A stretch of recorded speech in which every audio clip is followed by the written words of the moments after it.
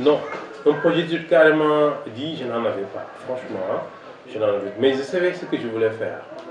Parce que là, je me rappelle en terminale, quand on m'a demandé, posé ces questions, qu'est-ce que je voulais faire plus tard, je lui ai dit géostratégie, géopolitique. C'est ça que je voulais faire. Mais un projet d'étude, je n'en avais pas vraiment. Bon, avant mon obtention du bac, j'avais à peu près une vision plus ou moins nette sur mon avenir. Donc j'ai fait mes choix professionnels avant mon obtention. Et cela a été influencé par l'environnement, par le milieu qui m'a vu grandir.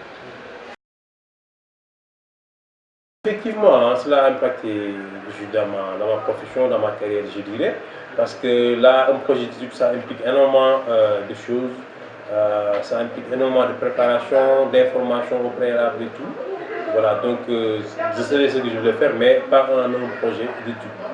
Voilà, donc à l'université, j'ai fait quoi? J'ai fait juste une seule année. Après, m'être renseigné sur ce que je voulais faire, parce que quand j'ai entré à l'université, je voulais être un professeur d'université. Voilà, donc après s'être renseigné avec un de nos professeurs de TD, qui est bien connu à l'université à l'UQAD, au département de géographie. Voilà, donc là, j'en suis sorti carrément déçu. Voilà, je savais que l'université n'était plus mon chemin et que je devais me séparer de l'université pour pouvoir faire ce que je voulais faire, c'est-à-dire un métier dans l'international. Raison pour laquelle j'ai choisi la formation en commerce, hein, en commerce international à l'Institut supérieur d'entrepreneurship et de gestion ISEN. Ma formation a contribué, je peux dire, à beaucoup de choses dans ma vie. Parce qu'il faut comprendre le pourquoi de se former. On se forme pour qu'on travaille dans le futur. On se forme pour honorer un engagement dans le futur. Donc là, actuellement, je suis en train d'étudier et je suis ici d'étudier, mais je suis en train d'évoluer aussi dans mon domaine. Et là, je dirais que ma formation ne m'a pas trompé. C'est quelque chose que j'ai choisi, que j'ai repris et qui est en train de me rendre service.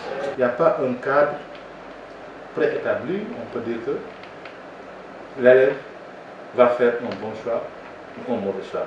Ou bien ce choix-là va impacter sur son orientation professionnelle. Parce qu'il y a plusieurs facteurs qui entrent en considération.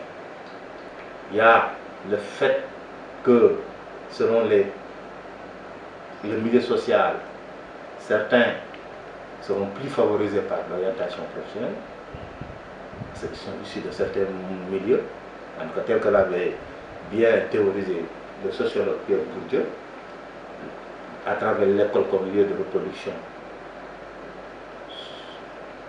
des inégalités sociales, en tout cas le lieu de reproduction de la sociale, où effectivement les enfants issus de certaines catégories socio-professionnelles sont plus outillés à occuper certaines catégories socio-professionnelles à l'avenir. Ça montre qu'effectivement nous ne partons pas tous sur le même pied d'égalité quand il s'agit d'orientation professionnelle. Un bon projet, ça prépare, déjà c'est préparer le terrain, avoir des informations sur ce qu'on veut faire, ce qu'il faut faire, les circuits à suivre, avoir les bons conseils, vraiment d'un spécialiste de la formation, du métier, et savoir aussi en termes de budget, parce qu'effectivement, un bon projet implique tout le temps une rubrique, une partie budget, c'est que ça vaut, le coût de la formation, de ce qu'on veut faire, mais aussi le coût de l'investissement humain qu'on devrait mettre en place. Parce que, finalement, si c'est bien structuré, c'est bien étudié, on a eu les bonnes informations qu'il faut, ça nous permet de raccourcir un peu le temps. De raccourcir aussi un peu nos efforts, hein, de faire une économie d'efforts énorme. J'exhorte mes frères et sœurs de mettre un regard sur la formation professionnelle, parce que vraiment c'est quelque chose qui est très rentable. On voit que nos frères partent jusqu'à l'université Charles de Dakar, arriver à la licence, d'autres sont en position de capuchard pour venir réfléchir quoi faire, qu'est-ce que je dois faire. Quand vous partez dans une entreprise, il est rare qu'on vous demande votre diplôme de géographie ou d'histoire, on vous demande qu'est-ce que vous savez faire. Et pour répondre à cette question-là, il faut passer par les écoles de formation professionnelle. Il faut avoir un métier, il faut savoir qu'est-ce que je fais, qu'est-ce que je sais faire. Donc là, j'exhorte mes frères et sœurs de s'activer dans ce domaine-là. Le conseil que je peux donner aux uns et aux autres, c'est de ne pas aller vers les formations très courtes. C'est vrai, aujourd'hui il y a beaucoup de propos, il y a beaucoup de... C'est devenu une mode de parler de formation professionnelle, d'employabilité, voilà, vers les techniques, on parle de STEM, de mathématiques et tout ça pour les jeunes. Mais je pense que l'enjeu n'est pas là-bas. L'enjeu c'est de faire une bonne formation. Du moment qu'on se sent dans une filière, l'enjeu n'est plus dans le choix de cette filière, mais dans la qualité de la formation qu'on reçoit de cette filière-là. À mon avis, c'est ça qui est déterminant dans l'avenir, dans le futur professionnel des jeunes.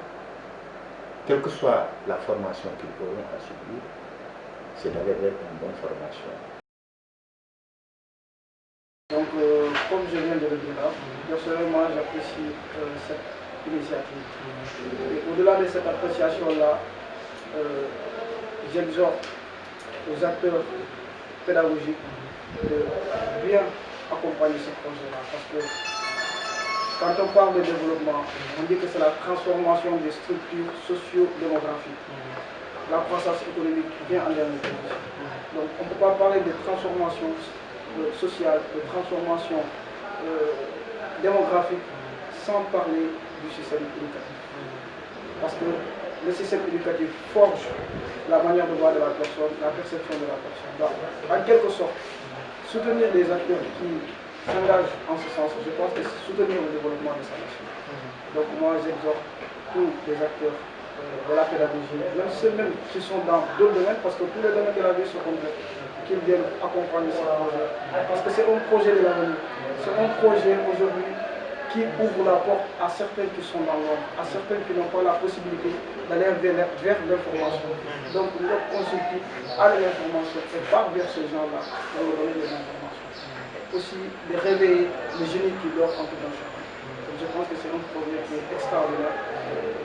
J'appelle à ce que, voilà, que ça soit soutenu comme il faut. Inch'Allah, avec le cabinet Njox Consulting, là, vous pourrez énormément faire un effort sur votre devenir, sur votre avenir, sur votre carrière, sur tous les plans.